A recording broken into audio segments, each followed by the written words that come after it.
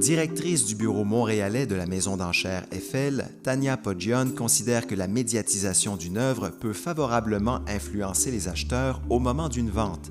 Par exemple, si l'œuvre a été exposée et reproduite dans le catalogue d'une exposition prestigieuse, cela peut créer un certain intérêt. En revanche, lorsqu'une œuvre est demeurée longtemps dans une collection privée et à l'abri de l'attention du marché, ce sera aussi très prisé des collectionneurs.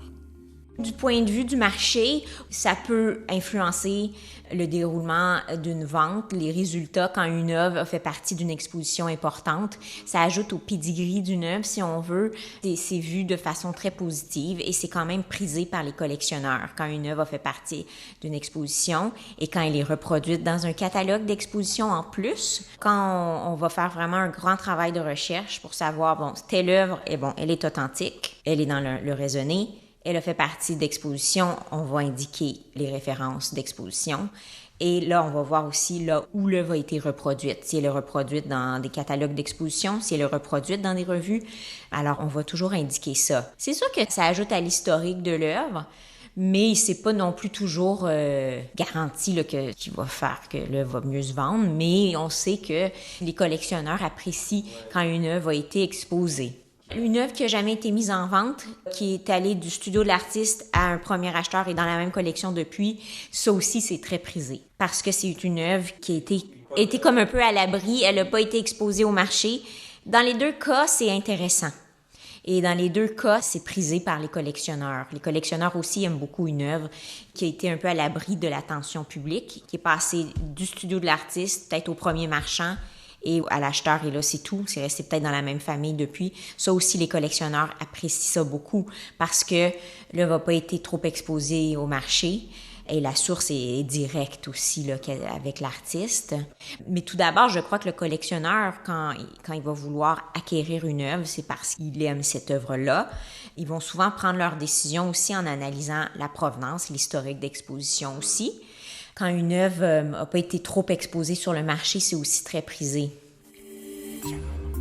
La provenance et l'historique sont des éléments importants qui peuvent influencer la vente d'une œuvre car l'acheteur veut savoir d'où elle provient, par où elle a voyagé et comment elle a été exposée. C'est très important, évidemment, parce que dans le marché de l'art, un acheteur veut avoir absolument tous les éléments qui sont reliés à un tableau qu'il va acquérir.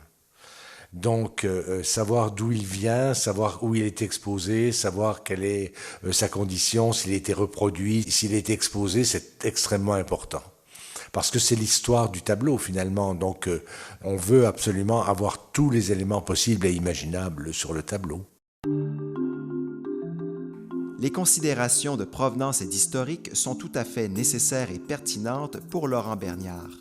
En revanche, la littérature académique et scientifique entourant la création et la diffusion d'une œuvre aura pour lui une importance bien relative dans le marché de l'art, en l'occurrence celui des ventes aux enchères.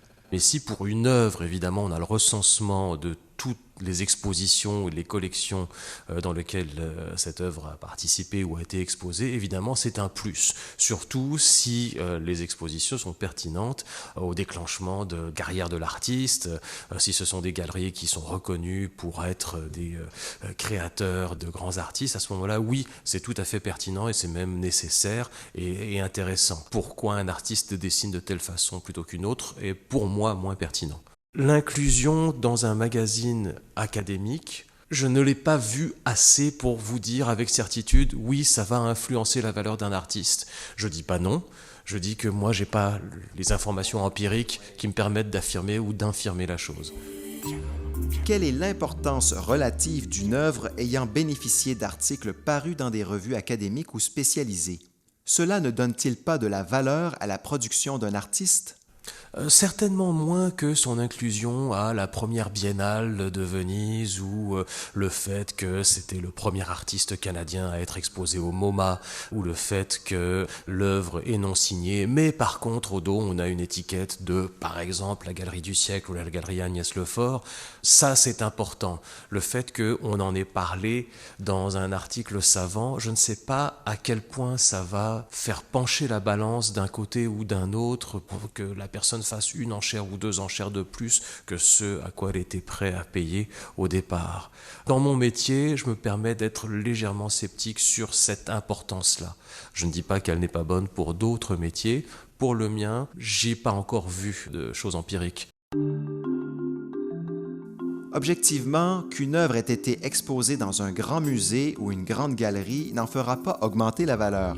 Car pour Alain Lacourcière, l'évaluation de la juste valeur marchande ne tient pas compte du facteur émotionnel lié à la médiatisation d'une œuvre.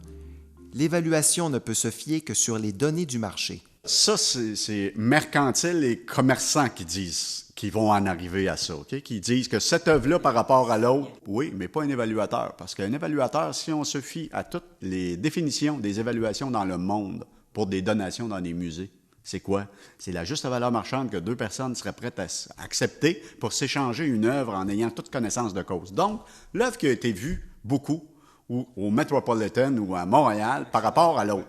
J'arrive à quoi pour avoir c'est le prix le plus élevé que 2 personnes, en disant à l'autre, il n'y en a plus des 1952 de Riopelle sur le marché.